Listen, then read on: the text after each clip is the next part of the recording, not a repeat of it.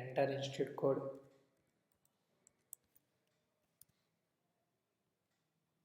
select admin, here login name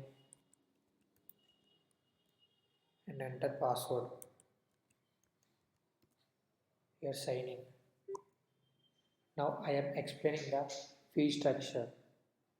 First open accounts module,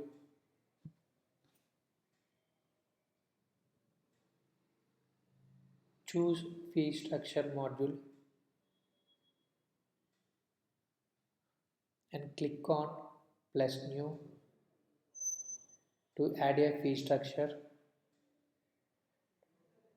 and here we can create the fee structure. Select the class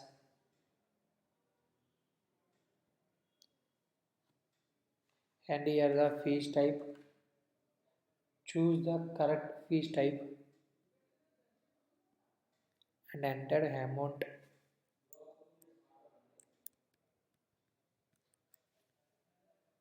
and select due date also